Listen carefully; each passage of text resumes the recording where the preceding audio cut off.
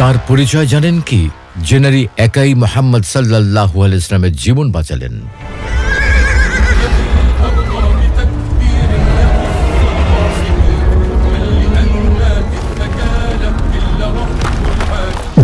আসসালামু আলাইকুম ওয়া রাহমাতুল্লাহ। প্রিয় দর্শক, উহুদের যুদ্ধ বেঁধেছে। মুহাম্মদ সাল্লাল্লাহু আলাইহি ওয়াসাল্লাম মাত্র 700 সৈন্য নিয়ে বিপক্ষে 3000 সৈন্যের সাথে যুদ্ধ করতে অগ্রসর হয়েছেন। কারণ নববলে বলিয়ান, নবতেজে তেজিয়ান, সত্যের মহান ব্রতে মহিয়ান, 700ই 7000। 700 সৈন্যের 700 কণ্ঠ একযোগে হুঙ্কার দিয়ে উঠল, আল্লাহু আকবার।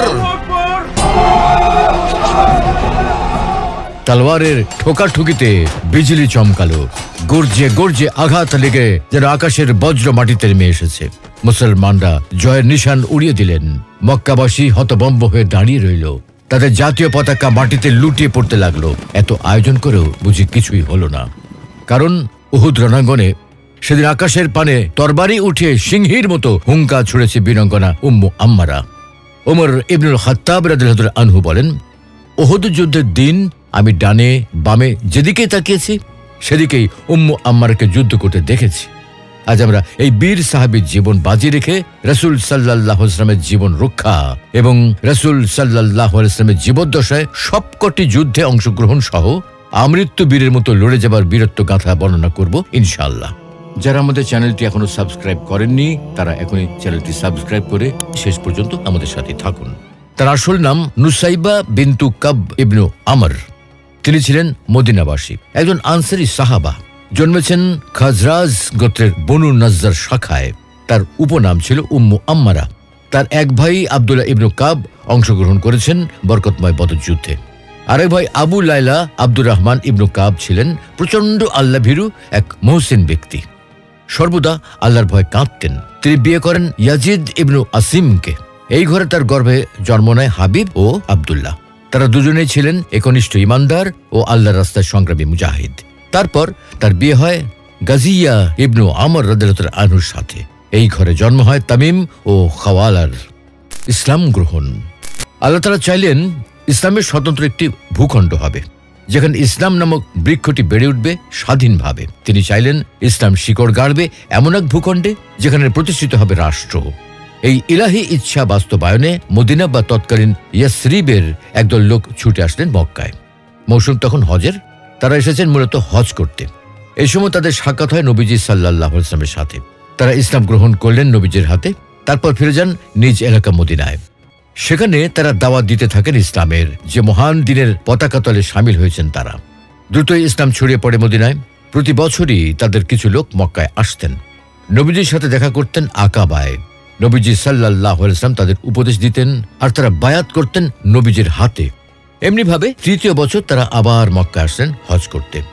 নবীজিকে তারা কথা দিলেন আইয়ামুত তাশরিকের কোনো একদিনে তারা হাজির হবেন তার কাছে।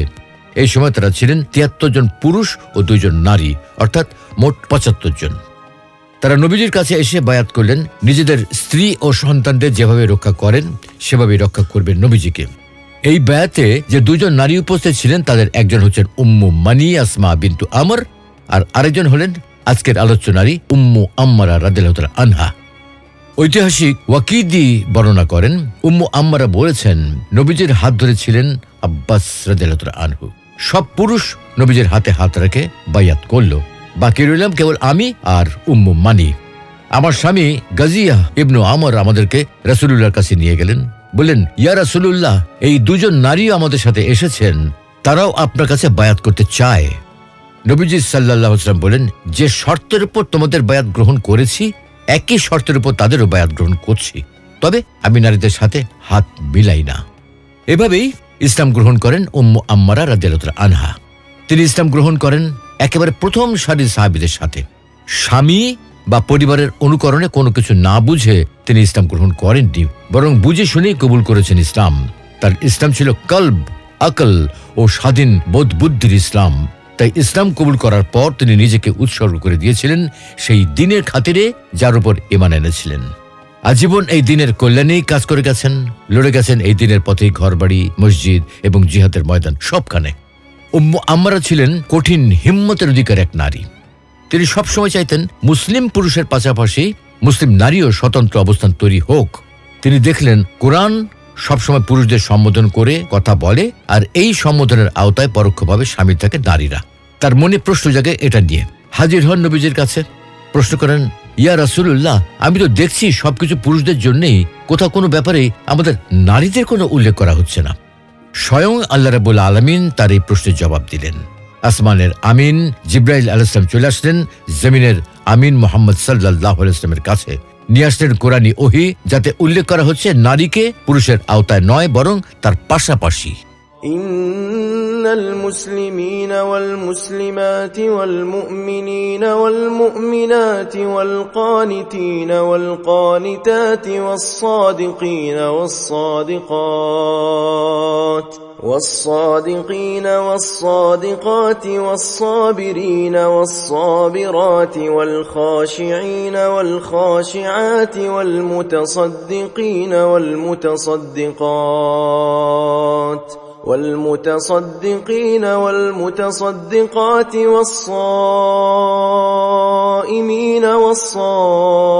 والصائمات والحافظين فروجهم والحافظات والذاكرين الله كثيرا والذاكرات أعد الله لهم مغفرة وأجرا عظيما। নিশ্চয়ই আত্মসমর্পণকারী পুরুষ ও আত্মসমর্পণকারী নারী, ইমানদার পুরুষ ও ইমানদার নারী, অনুগত পুরুষ ও অনুগত নারী, সত্যবাদী পুরুষ ও সত্যবাদী নারী, ধৈর্যশীল পুরুষ ও ধৈর্যশীল নারী, বিনীত পুরুষ ও বিনীত নারী, দানশীল পুরুষ ও দানশীল নারী, রোজা পালনকারী পুরুষ ও রোজা পালনকারী নারী, যৌনাঙ্গ হেফাজতকারী পুরুষ ও যৌনাঙ্গ হেফাজতকারী নারী, আল্লাহকে অধিক স্মরণকারী পুরুষ ও আল্লাহকে অধিক স্মরণকারী নারী, এদের জন্য আল্লাহ রেখেছেন ক্ষমা ও মহাপ্রতিদান। জিহাদের ময়দানে এক আরব কবি বলেছেন, মারামারি, যুদ্ধ, জিহাদ হচ্ছে আমাদের কাজ, আর নারীদের কাজ হচ্ছে আঁচল টানা। অন্য কবি বলেছেন, পুরুষদের সৃষ্টি করা হয়েছে বীরত্ব ও কষ্ট সহিষ্ণুতার তরে, নারীদের সৃষ্টি করা হয়েছে কান্না ও মাতমের তরে। কিন্তু উম্মু আম্মারা কবিদের এই ধারণা বাতিল করলেন, অসাড় প্রমাণ করলেন তাদের চিন্তা চেতনা। বিজয়ে নারীর ভূমিকা হবে কেবল আঁচল ধরে বসে থাকা, আর পরাজয় কেবল কান্না ও মাতম করা, একথা মানতে পারলেন না তিনি চাইলেন বিজয়ের সংগ্রাম ও লড়াইয়ে এবং পরাজয়ের লাঞ্ছনা ও কষ্টে নারীরাও সামিল হবে। আর এই কারণেই তিনি রাসূল সাল্লাল্লাহু আলাইহি ওয়াসাল্লামের সাথে প্রায় সকল যুদ্ধে সামিল হয়েছেন, সহযোগিতা করেছেন মুজাহিদদের, উৎসাহ যুগিয়েছেন যোদ্ধাদের, দৃঢ়পদে লড়াই করার সাহস দিয়েছেন দ্বিধান্বিতদের, সেবা শুশ্রূষা করেছেন আহতদের এবং পানি পান করেছেন তৃষ্ণার্তদের। এছাড়াও যখন প্রয়োজন দেখা দিয়েছে কিংবা যুদ্ধ কঠিন আকার ধারণ করেছে, তখন তিনি অস্ত্র হাতে লড়াইয়েও নেমে পড়েছেন। যুদ্ধের ময়দানে তিনি লড়াই করেছেন বীরদের মতো, অটল থেকেছেন পাহাড়ের মতো। উহুদের মাঠে, উহুদ যুদ্ধে তিনি তার স্বামী এবং 2 সন্তান সহ অংশগ্রহণ করেন। তিনি গিয়েছিলেন মূলত একটি মশক নিয়ে মুজাহিদদের পানি পান করাতে। তিনি দেখেছেন যুদ্ধের প্রথম পর্যায়ে মুসলিমরা বিজয়ী হয়, কিন্তু এরপরে তাদের এক দলের উপর জেঁকে বসে মানবিক দুর্বলতা।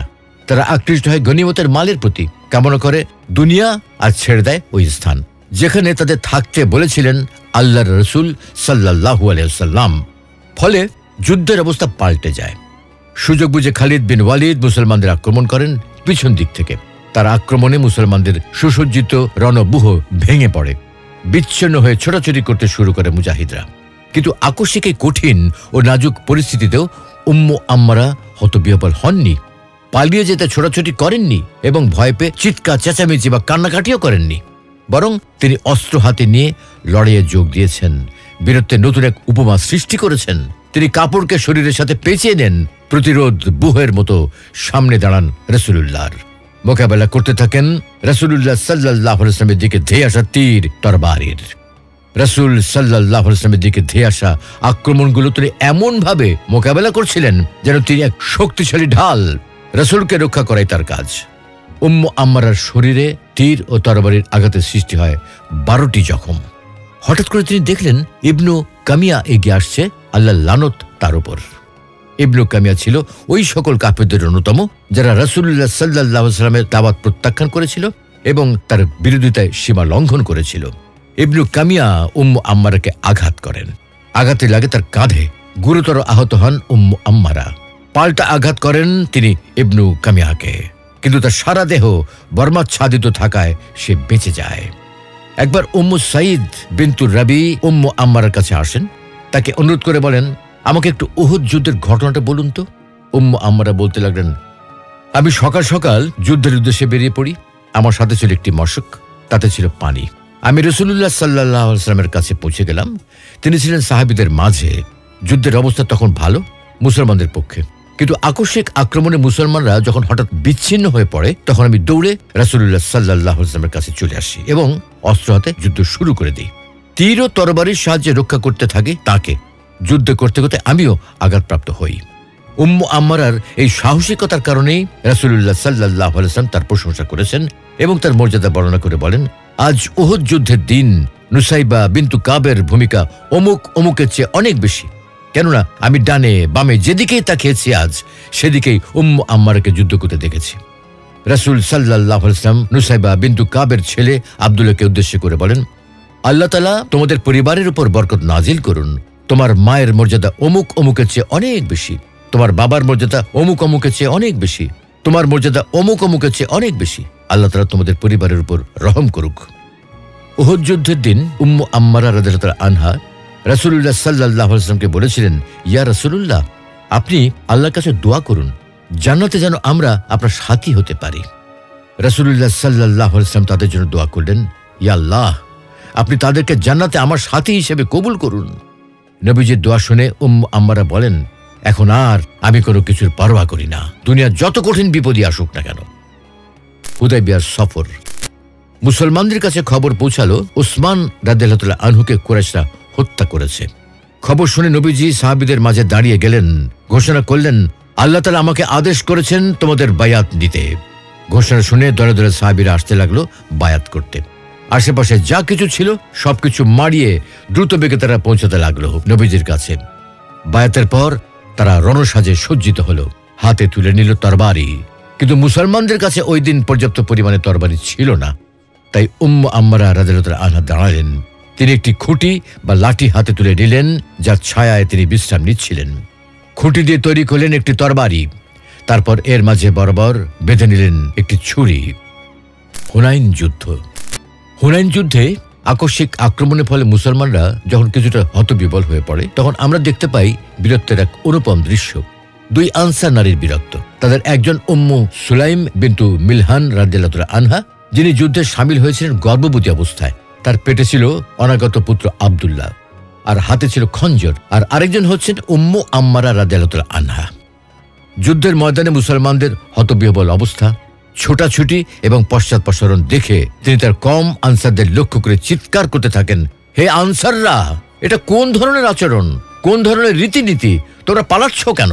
তারপর তিনি নিজেই যুদ্ধ শুরু করে দেন। ঝাঁপিয়ে পড়েন এক হাইওয়াজিন ব্যক্তির উপর। মুহুর্মুহু আক্রমণে তাকে করে ফেলেন ধরাশায়ী, মেরে ফেলেন তাকে, ছিনিয়ে নেন তার তরবারি। ইয়ামামায় উম্মু আম্মারা রাদিয়াল্লাহু আনহা নবীজির জীবদ্দশায় সংগঠিত হওয়া প্রায় সবকটি যুদ্ধে সামিল হয়েছেন। লড়াই করেছেন স্বামী ও সন্তানদের পাশে থেকে। তারপর নবীজি সাল্লাল্লাহু আলাইহি ওয়াসাল্লাম ইন্তেকাল করলেন। মিলিত হলেন তার পরম বন্ধু রফিকে আলা আল্লাহ রাব্বুল আলামিনের সাথে। নবীজির জীবদ্দশায় উম্মু আম্মারা যতগুলো জিহাদে সামিল হয়েছেন সেগুলোই মাবুদের সামনে দাঁড়াতে তার পুঁজি হিসেবে যথেষ্ট হতো। কিন্তু জিহাদ যত কঠিনই হোক না কেন, যত কষ্টকরই হোক না কেন, এর আলাদা একটা স্বাদ আছে, মিষ্টতা আছে। এই স্বাদ ও মিষ্টতা কেবল তারাই অনুভব করতে পারে যারা সামিল হয়েছে জিহাদে এবং পান করেছে এর অমীয় সুধা। জিহাদের সময় যারা অলসতা প্রদর্শন করে কিংবা গাফলতির কারণে ঘরে বসে থাকে, তারা কখনোই এই স্বাদ ও মিষ্টতা অনুভব করতে পারবে না। উম্মু আম্মারা রাদিয়াল্লাহু আনহা জিহাদের এই স্বাদ ও মিষ্টতা অনুভব করেছিলেন। তাই তো আবু বকর সিদ্দিক রাদিয়াল্লাহু আনহুর জামানায় যখন মুরতাদদের বিরুদ্ধে জিহাদের ডাক আসলো, তিনি তাতে সামিল না হয়ে থাকতে পারলেন না। অংশগ্রহণ করলেন খালিদ বিন ওয়ালিদ রাদিয়াল্লাহু আনহুর নেতৃত্বে ইয়ামামার যুদ্ধে। এই যুদ্ধ ছিল বড়ই ভয়াবহ এক যুদ্ধ। একদিকে মুসলমানরা, অপরদিকে ভণ্ড নবী মুসাইলামাতুল কাজ্জাব ও তার পথভ্রষ্ট গোঁড়া অনুসারীরা। উম্মু আম্মারা শপথ করলেন, মুসাইলামাতুল কাজ্জাবকে খতম না করে তিনি মারা যাবেন না। কেনই বা তিনি এমন শপথ করবেন না? এই মুসাইলামাই তো তার ছেলে হাবিবকে হত্যা করেছে। নবীজি সাল্লাল্লাহু আলাইহি ওয়াসাল্লাম যাকে পাঠিয়েছিলেন দূত হিসেবে। মুসাইলামা হাবিবকে জিজ্ঞাসা করেছিল, তুমি কি সাক্ষী দাও মুহাম্মদ আল্লাহর রসুল? হাবিব দৃঢ়কণ্ঠে জবাব দেন, হ্যাঁ অবশ্যই, এই সাক্ষ্য দেই। মুসাইলামা অতঃপর জিজ্ঞাসা করে, তুমি কি সাক্ষী দাও আমি মুসাইলামা আল্লাহ রসুল? হাবিব জবাব দেন, আমি তোমার কথা শুনতে পাচ্ছি না, তোমার কোনো কথা আমার কানে ঢুকছে না। মুসাইলামা পুনরায় একই প্রশ্ন করে, একই জবাব দেন হাবিব।